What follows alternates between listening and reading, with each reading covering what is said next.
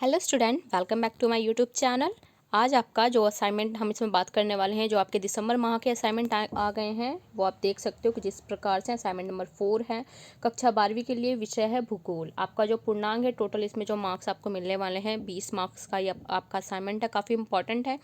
तो साथ में बने रहें। इसमें हम सारे के सारे जो आपके टोटल इसमें 5 क्वेश्चंस दिए हुए हैं, इस बार इसमें आपका मैप वर्क नहीं है, तो इसमें टोटल हम 5 क्वेश्चन करेंगे। अगर आपको ज्योग्राफी यानी कि दोनों बुक पूरी कंप्लीट करनी है, रीड करनी है, तो इसकी वीडियोस मैं अपने चैनल पर अपलोड कर चुकी हूँ। आप दाग जाके देख सकते हैं, उसे देख के आप समझ सकते हैं। वहाँ पे सारे नोट्स वगैरह सब आपको प्रोवाइड किए गए हैं, सारे के सारे। उसमें ज्योग्राफी के आपके सारे 12th क्लास के नोट्स प्रोवाइड किए गए हैं। साथ में आपको मैप प्रैक्टिस पूरी की पूरी कराई गई है, तो आप चैनल पे जाके प्लेलिस्ट में जाके वहाँ पे चेक कर सकते हैं। तो आइए हम सॉल्व करते हैं। आज का आपका असाइनमेंट है असाइनमेंट नंबर 4। ये आपका दिसंबर माह का है और क्लास 12th के लिए है, और इसका आपका सब्जेक्ट जो रहने वाला है वो है ज्योग्राफी। निर्देश दिए गए प्रश्नों को निर्देशानुसार हल कीजिए। तो इसमें कुछ इंस्ट्रक्शंस आपको दी गई हैं, उसके अकॉर्डिंग ही हमें इसे सॉल्व करना है।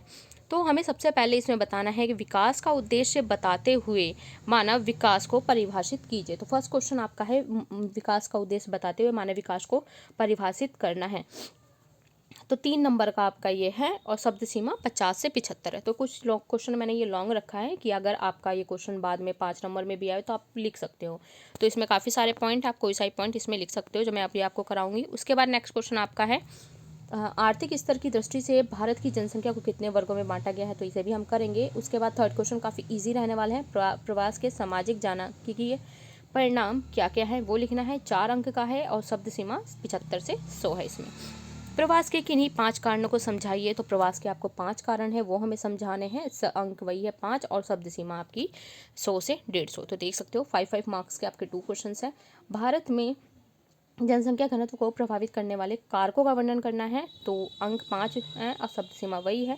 और इसमें आपको कोई भी 5 रीजंस लिखने हैं, इसको प्रभावित करने वाले कोई भी 5 कारण लिखने हैं। Factor affecting India's population density, ये हिंदी मीडियम वालों के लिए। अगर इंग्लिश मीडियम वालों को भी चाहिए तो कमेंट बॉक्स में कमेंट करना, मैं इंग्लिश मीडियम की आपकी अलग से वीडियो बना के अपलोड कर दूंगी। ये हिंदी मीडियम वाले बच्चों के लिए, अगर इंग्लिश मीडियम वाले बच्चों को चाहिए तो ज़रूर मैं उसको अपलोड करूँगी। तो आपकी इसका जो इस असाइनमेंट है, असाइनमेंट का फर्स्ट क्वेश्चन है मानव विकास। आप देख सकते हैं स्क्रीन पे आपको दिख रहा होगा क्वेश्चन। मानव विकास के मुख्य उद्देश्य बताते हुए मानव विकास को जो है परिभाषित कीजिए। तो हम विकास का अर्थ वही है, मानव विकास ही विकास का अर्थ जो है आप देख सकते हो। ये पूरा का पूरा आपको इसमें लिखना है, पूरा नोट डाउन करना है। किसी देश सामाजिक आर्थिक तथा सांस्कृतिक उत्थान में उस देश में उपलब्ध मानव संसाधन अथवा आर्थिक रूप से क्रियाशील जनसंख्या की महत्वपूर्ण भूमिका होती है। मानव विकास का आकार उसका गुणात्मक स्वरूप देश के विकास की दिशा एवं विकास के पथ को निर्धारित करता है। मानव ही उत्पादन का साधन बनकर आर्थिक विकास को गति प्रदान करता है। अब इसके उद्देश्य हैं, मैंने इसमें काफ़ी सारे पॉइंट लिखवा रखे हैं, आप देख सकते हो। टोटल मैंने 7 पॉइंट लिखवाए, तो आप जितने पॉइंट हो सके आप यहाँ से लिख सकते हो, क्योंकि आप पॉइंट में जब क्वेश्चन अटैम्प्ट करते हो, पॉइंट में लिखते हो, तो आपको बहुत ज़्यादा मार्क्स इसमें मिलते हैं। तो आइए हम करते हैं मानव विकास के उद्देश्य। पहला है सामाजिक नीति कार्यक्रम सेवाओं को बेहतर बनाने के लिए एकीकृत उपागम को अपनाना व क्रियान्वित करना। सेकंड है मानव विकास व सामाजिक विकास में उन्नति के लिए राष्ट्रीय स्तर की क्षमताओं का निर्माण करना। थर्ड उद्देश्य है मानव विकास से संबंधित विभिन्न प्रकार के नेटवर्क व साझेदारियों को विकसित करना व सशक्त बनाना। तो इसके आपके 1-2 नंबर के अकॉर्डिंग ये 3 पॉइंट आपके इनफ हैं, बट इसमें आप 5 पॉइंट लिखोगे तो आपके लिए ज़्यादा बेटर होगा। क्यों? क्योंकि अगर आपको कोई लॉन्ग क्वेश्चन मिलेगा तो वहाँ आपके लिए ये काफ़ी हेल्पफुल होगा। तो देख सकते हो फोर्थ है सामाजिक व मानव विकास से संबंधित कार्यक्रमों व सेवाओं को बेहतर बनाना व उनमें सामंजस्य स्थापित करना। फिफ्थ है बेहतर मानव विकास के लिए ज्ञान व उपागमों को सुदृढ़ बनाना है। तो बाकी भी इसके 2 और पॉइंट है, अगर आप चाहो तो इसे नोट कर सकते हैं। आई थिंक आपके लिए इतना इनफ होगा, 5 पॉइंट बहुत है। अगर 5 नंबर में भी आएगा ताकि तब भी आप इसे लिख सको। ओके, तो आपका होता है फर्स्ट क्वेश्चन कंप्लीट। चलते हैं हम क्वेश्चन नंबर नेक्स्ट की तरफ। इसके बाद जो हम आपका क्वेश्चन करने वाले हैं, थोड़ा आपको ध्यान देना है। अभी हमने किया है क्वेश्चन नंबर फर्स्ट अटेम्प्ट, इसके बाद हम करने वाले हैं नेक्स्ट क्वेश्चन जो आपका है आपका। अब हम करेंगे सीधे थर्ड क्वेश्चन करेंगे। तो आपका जो थर्ड है ये है आपका थर्ड का आंसर है। ये थर्ड जो आपका क्वेश्चन है कि प्रवास के सामाजिक जनांकीय परिणाम क्या क्या हैं। तो ये आपका 4 नंबर का है और ये टोटल इसमें जो आपको 75 से 100 शब्दों के बीच में लिखना है। तो इसमें आप देख सकते हैं निम्नलिखित प्रश्न का उत्तर 150 शब्दों में देना है और जो इसमें है आपको जो जो लिखना है इसमें। तो आइए हम इसे करते हैं। ये लगभग 150 शब्दों का है बच्चों, इसमें मैंने जितना करवाया है 150 शब्द का है, बाकी आप इसमें कर सकते हो। देखो, प्रवास के सामाजिक एवं जनांकीय परिणाम। सामाजिक परिणाम, प्रवासी लोग सामाजिक परिवर्तन के अच्छे माध्यम होते हैं क्योंकि वे नवीन प्रौद्योगिकियों, परिवार नियोजन,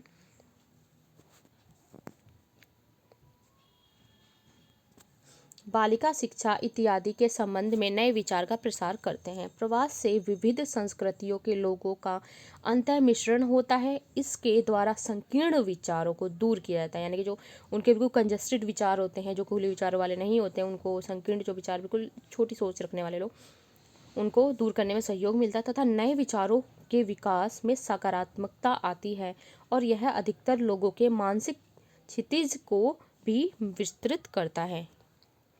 ओके, इसके बाद जो आपका है जनांकीय परिणाम हम करने वाले हैं। जनांकीय जो परिणाम होता है वो प्रवास से देश के अंदर जनसंख्या का पुनः वितरण होता है, यानी कि एक जगह से जनसंख्या दूसरी जगह चली जाती है।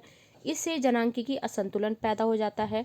तो होता है कहीं पे महिलाओं की जनसंख्या ज़्यादा हो गई है, कहीं पुरुषों की ज़्यादा हो गई है। जैसे देखा जाएगा तो गांव में महिलाओं की जनसंख्या और जो वृद्ध और बच्चों की जनसंख्या ज़्यादा होगी, क्योंकि जो पुरुष होते हैं वो काम की तलाश में, रोजगार की तलाश में शहरों की तरफ पलायन कर जाते हैं और कुछ जो युवा पीढ़ी होती है वो अपने पढ़ने के लिए पलायन कर जाते हैं। तो इस तरह इम्बैलेंस एक बन जाता है।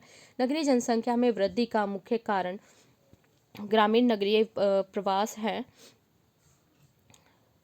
ग्रामीण क्षेत्रों में होने वाले युवा, आयु, कुशल एवं दक्ष लोगों का बाह्य प्रवास ग्रामीण जनसंख्या संगठन पर क्या होता है, प्रतिकूल प्रभाव डालता है, क्योंकि ग्रामीण से लोग कहाँ चले जाते हैं, नगरों की तरफ चले जाते हैं और वहाँ पे पॉपुलेशन कैसी हो जाती है, कम हो जाती है। इसमें काफ़ी अच्छा एग्जाम्पल आपको दिया हुआ है, जैसे उत्तरांचल, राजस्थान, मध्य प्रदेश, पूर्वी महाराष्ट्र में होने वाले बाह्य प्रभाव थे। इन राज्यों की आयु एवं लिंग संरचना गंभीर असंतुलन पैदा कर दिया है। ऐसे ही असंतुलन उन राज्यों में भी उत्पन्न हो गए हैं जिनमें से जिनमें ये प्रवासी जाते हैं।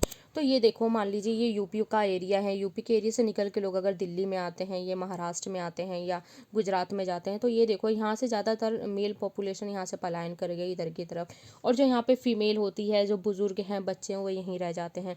तो यहाँ पे डेंसिटी, अब यहाँ पे जो पॉपुलेशन बढ़ेगी, जो जेंट्स की, उनकी पॉपुलेशन ज़्यादा बढ़ जाती है।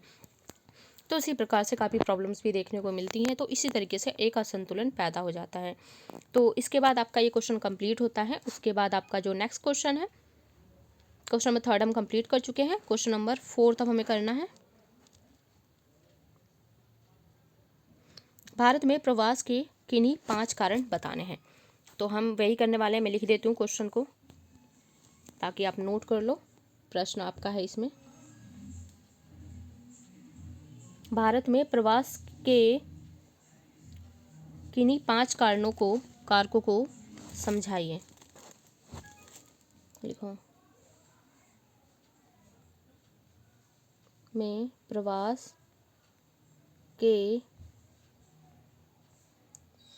किन्हीं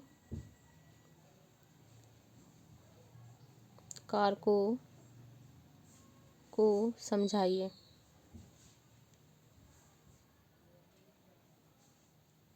ओके, भारत में प्रवास के किन्हीं 5 कारकों को समझाइए। तो आइए हम करते हैं, फटाफट आप इसे नोट कर लेंगे। ये बच्चों जो क्वेश्चन आपका है 5 मार्क्स का है, तो थोड़ा लॉन्ग रहने वाला है, ये ज़्यादा लॉन्ग भी नहीं रहेगा। तो ये आपका 100 to 150 के बीच में हमें लिखना है। इसके बाद एक क्वेश्चन और है, वो भी आपका 5 मार्क्स का है। तो काफ़ी अच्छे से असाइनमेंट लिखना है, साफ साफ राइटिंग में लिखना है। आपको अच्छे से यहाँ पे सब चीज़ें प्रोवाइड की जा रही हैं। तो क्वेश्चन नंबर आपका ये है 4th। प्रश्न 4 है, आर्थिक कारक, ग्रामीण इलाकों में ज़्यादातर लोग खेती पर निर्भर करते हैं तथा सीमित कृषि भूमि पर जनसंख्या का दबाव होने से सभी को रोजगार नहीं मिल पाता। इसके आगे इसमें आपको देख सकते हो, आपका फर्स्ट पॉइंट है ये, कृषि भूमि पर जनसंख्या का अधिक दबाव होने से सभी को रोजगार नहीं मिल पाता है, क्योंकि कृषि पर जो है पॉपुलेशन बहुत ज़्यादा है, उनके पास भूमि बहुत कम है। रोजगार के अन्य अवसर भी उपलब्ध नहीं होते हैं। नगर की सुविधाओं और आर्थिक अवसरों से आकर्षित होकर लोग नगरों में आकर बस जाते हैं।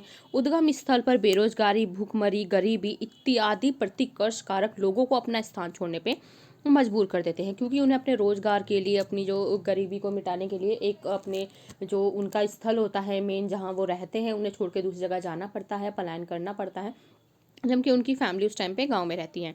अब देखते हैं अवसंरचना। आर्थिक कारक में तो यही हो गया बच्चों, आर्थिक कारक यानी कि रोजगार से संबंधित है, पैसे कमाने से संबंधित है, ये सब इसमें आ जाएगा। इसके बाद अवसंरचना कारक। अवसंरचना कारक ये ग्रामीण इलाकों में शिक्षा, मुख्य रूप से उच्च शिक्षा का अभाव रहता है। यहाँ पे शिक्षा, स्वास्थ्य सेवाओं, परिवहन, मनोरंजन, उच्च जीवन स्तर हेतु आवश्यक सुख सुविधाओं की कमी लोगों को प्रवास करने पे मजबूर कर दी। अवसंरचना यानी कि जो कि फैसिलिटी वगैरह हो गई, सारी इंफ्रास्ट्रक्चर हो गया, जैसे वहाँ पे अगर शिक्षा के लिए अच्छे स्कूल नहीं है, स्वास्थ्य सुविधाएं उपलब्ध नहीं है, परिवहन नहीं ढंग से उपलब्ध है जाने के लिए, मनोरंजन के साधन नहीं है, और जो वहाँ का लाइफ स्टाइल है वो भी काफ़ी कम है, तो ये चीज़ भी काफ़ी मजबूर करती हैं। सामाजिक सांस्कृतिक कारक। सामाजिक सांस्कृतिक में सामाजिक परंपराओं के चलते प्रत्येक लड़की को विवाह के पश्चात अपने ससुराल में जाके रहना होता है, जिसके कारण स्त्री जनसंख्या को प्रवास करना पड़ता है। तो ये भी एक काफ़ी बड़ा पॉइंट है, क्योंकि सामाजिक परंपरा यही है कि लड़की को शादी करने के बाद उसके ससुराल में जाके रहना पड़ता है, जिसकी वजह से जो जनसंख्या का प्रवास है, कि स्त्री जनसंख्या का प्रवास ये करना ही पड़ता है, ये बिल्कुल मेन है। इसके बाद राजनीतिक कारक में जो वही आ जाते हैं, युद्ध, अशांति, स्थानीय संघर्ष, राजनीतिक अस्थिरता, जातीय और धार्मिक दंगे। जैसे आप देख सकते हो कहीं पे युद्ध हो रहा है, अशांति है, दंगे होते चले जा रहे हैं, जाति के नाम पे दंगे हो रहे हैं, या धार्मिक जो दंगे होते हैं जो काफ़ी आपको देखने को भी मिले होंगे।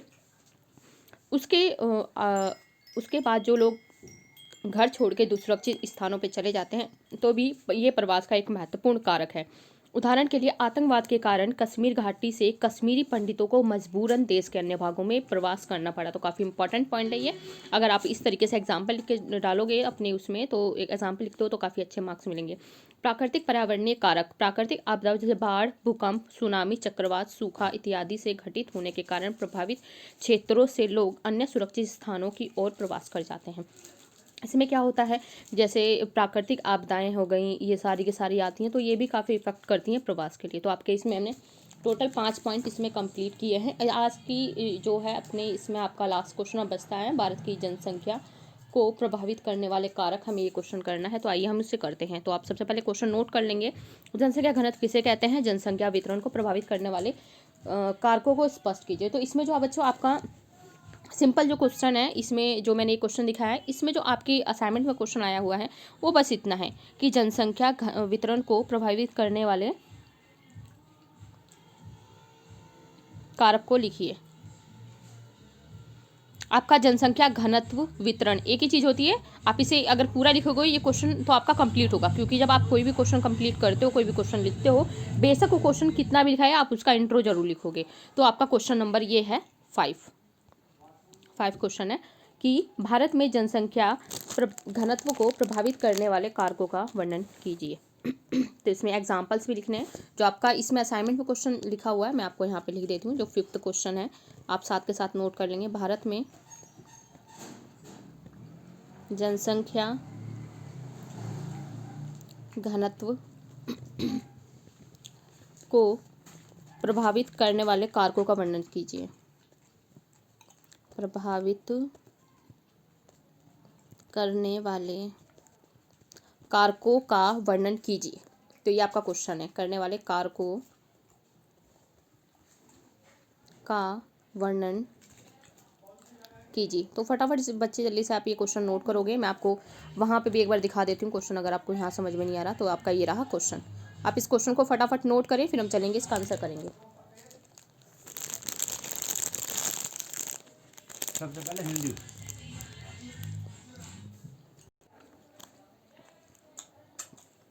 आई थिंक क्वेश्चन नोट कर चुके होंगे।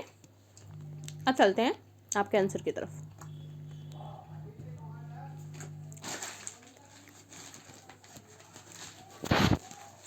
प्रति इकाई क्षेत्रफल पर निवास करने वाले लोगों की संख्या को जनसंख्या घनत्व कहा जाता है, यानी कि प्रति क्षेत्रफल, इकाई क्षेत्रफल में निवास करने वाले। भारत में जनसंख्या वितरण घनत्व को निम्न भौतिक कारक प्रभावित करते हैं। तो आइए देखते हैं कौन कौन से भौतिक कारक इन्हें प्रभावित करते हैं। तो आइए देखते हैं। उच्च आवास, जनसंख्या के बसाव के लिए मैदान अधिक उपयुक्त होते हैं, इसे नोट करेंगे आप। पठारी व पर्वतीय जो पठारी क्षेत्र होते हैं बच्चों, वो इतने घने नहीं होते हैं, वहाँ जनसंख्या कम होती है। जैसे भारत का उत्तरी मैदान काफ़ी घना बसा है, जबकि उत्तर पर्वतीय भाग और उत्तर पूर्वी वर्षा वाले भागों में जनसंख्या घनत्व बहुत कम है। अच्छा बात है जलवायु के लिए। जलवायु जनसंख्या वितरण को प्रभावित करती है। थार मरुस्थल में गर्म जलवायु है, पठारी हिमालय क्षेत्र में ठंडी सम जलवायु है। तो यहाँ पे सम जलवायु होने की, यानी कि एक जगह गर्म यानी गर्मी ज़्यादा, दूसरी जगह ठंड ज़्यादा है, तो इससे भी जनसंख्या कम है। मृदा, अगर जहाँ मृदा अधिक होगी, मृदा सही है, उपजाऊ मृदा है, खेती सही से होगी, तो वहाँ पे भी आपकी पॉपुलेशन अच्छी खासी होगी। आप देख सकते हो, ये रही। ओके, उसके बाद है जल की उपलब्धता। जल की उपलब्धता बसावट को आकर्षित करती है जब वे अधिक घने बसे होते हैं, जैसे सतलुज, गंगा का मैदान, तटीय मैदान। तो आपका ये जो इसमें क्वेश्चन था, आपका 5th क्वेश्चन कंप्लीट होता है। और इसमें बच्चों आपका एक वीडियो और आने वाली है, एक इसका सेकंड पार्ट आएगा। सेकंड पार्ट में जो आपके सेकंड पार्ट में इसमें आप एक लाइन इसके लिए छोड़ दोगे। 4 पॉइंट है, 5वां पॉइंट मैं यहाँ लिखवाऊंगी। इसके बाद जो आपका क्वेश्चन है, मैं आपको यहीं बता देती हूँ। क्वेश्चन पेपर में जो आपका क्वेश्चन नंबर ये वाला है बच्चों, ये सेकंड क्वेश्चन मैं आपको सेकंड पार्ट में कराऊंगी। और जो इसका 5th पॉइंट है, इसका 5th पॉइंट है, जो इसको टोटल 5 पॉइंट लिखने थे, तो 5th पॉइंट है वो भी मैं नेक्स्ट वीडियो में आपको कराऊंगी। और जो इसका सेकंड क्वेश्चन है वो भी नेक्स्ट वीडियो में कराऊंगी। तो इसलिए मेरे चैनल को सब्सक्राइब कर दें, वीडियो को लाइक ज़रूर करें और कमेंट करके बताएं कि आपको कैसी लगी है। अगर इंग्लिश मीडियम के बच्चे हैं तो मैं इंग्लिश मीडियम में भी इसे अपलोड कर दूंगी, आप इसे देख के आप इसे नोट कर सकते हैं। और अपने दोस्तों के साथ ज़्यादा से ज़्यादा शेयर करें। और पूरी की पूरी मैप की प्लेलिस्ट, आपके ज्योग्राफी के जो नोट्स वगैरह हैं वो ऑलरेडी अपलोडेड हैं चैनल पे, तो आप जाके वहाँ विजिट करके देख सकते हो किस तरीके से, इतने अच्छे तरीके से नोट्स वगैरह बना के मैंने दिखा रखे हैं। तो आप वहाँ ज़रूर जाके विजिट करें, देखें और समझें। ओके, तो सेकंड क्वेश्चन और उसका 5th पॉइंट है वो करेंगे हम नेक्स्ट वीडियो में। तब तक के लिए बने रहें हमारे चैनल पे और हमें इसी तरह मोटिवेट करें, लाइक करके, कमेंट करके और वीडियो को शेयर करके। Okay, thank you so much watching for my video. मिलते हैं नेक्स्ट वीडियो में। और बाकी 12th के बच्चों, बाकी जो आपके असाइनमेंट हैं, हिंदी, इंग्लिश, सब, पॉलिटिकल साइंस, अगर आपके पास हिस्ट्री है, सारे हमारे चैनल पर अपलोड हैं, जरूर जाके आप उसे देखेंगे। बाकी सारे सब्जेक्ट के जो आपके असाइनमेंट है वो भी मिल जाएंगे। Okay, thank you so much.